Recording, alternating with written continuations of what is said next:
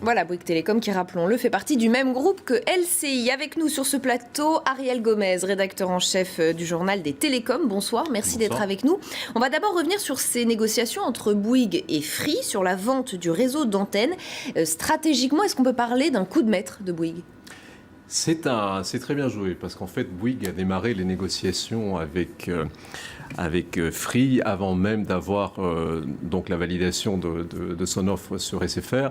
C'est une manière pour Bouygues de s'attirer les bonnes grâces de l'autorité à la concurrence, comme le précisait le sujet qu'on vient de voir, puisque sinon le nouvel ensemble serait un opérateur trop puissant et il ne peut pas tout garder, il ne peut pas garder à la fois les clients, les licences et les réseaux. Donc effectivement, amorcer ce début de négociation place Bouygues en de bonnes conditions pour apporter le morceau. On peut dire que ça augmente sérieusement ce soir les chances de Bouygues de racheter SFR.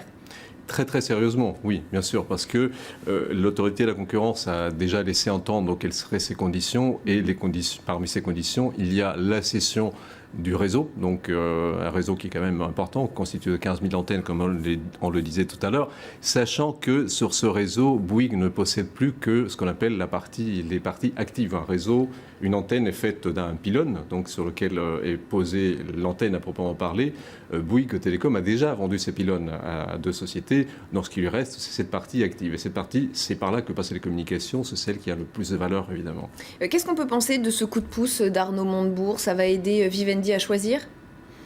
Je pense que oui. Moi, j'aurais tendance à penser que les dés sont jetés et que il ne faut pas préjuger. Le dernier mot revient à Vivendi, mais tout semble indiquer que l'accord serait en bonne voie pour que ce soit Bouygues qui l'emporte. Il y a un appui politique important. Et 3 opérateurs au lieu de 4 en France, c'est un retour en arrière, inconvénient, avantage pour le consommateur ?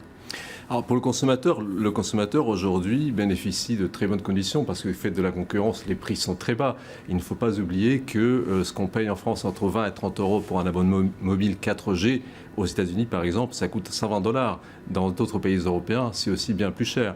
Donc le consommateur, il n'est pas sûr qu'il y gagne en termes de prix, il n'est pas sûr que les prix baissent encore. Par contre, il risque d'y gagner dans la qualité de service qu'on va lui proposer parce que le rapprochement de Bouygues et SFR va faciliter le développement des réseaux 4G d'une part et le développement de la fibre optique d'autre part, qui est un souhait du gouvernement d'arriver en 2022 à ce que la totalité de la population soit couverte en fibre optique. Ça veut dire qu'alors qu'on était peut-être dans une période de sous-investissement, si on revient à 3 opérateurs, il y aura à nouveau de bons investissements dans le matériel, investissements techniques ? Clairement, puisque déjà le marché sera stabilisé, il y aura moins de spéculation. Là, jusqu'à présent, on ne savait pas très bien qui pouvait se marier avec qui pouvait racheter qui. Là, maintenant, si les choses sont claires, si les opérateurs ont une feuille de route claire et une vision de l'avenir, en plus des bases de clients plus importantes, il faut rappeler que Bouygues avait 11 millions de clients. Il a toujours à ce jour 11 millions de clients, ce qui est peu par rapport aux 22 millions de SFR et encore moins aux 27 millions d'Orange. Tout investissement sur le réseau, il faut couvrir le pays de la même manière. Donc l'investissement est le même pour moins de clients. Donc maintenant, le nouvel ensemble, ce sera 32 millions de clients. Et là, effectivement, on peut mieux amortir un investissement sur le réseau. Merci beaucoup Ariel Gomez d'avoir répondu à nos questions ce soir. Je rappelle que vous êtes rédacteur en chef du journal des télécoms.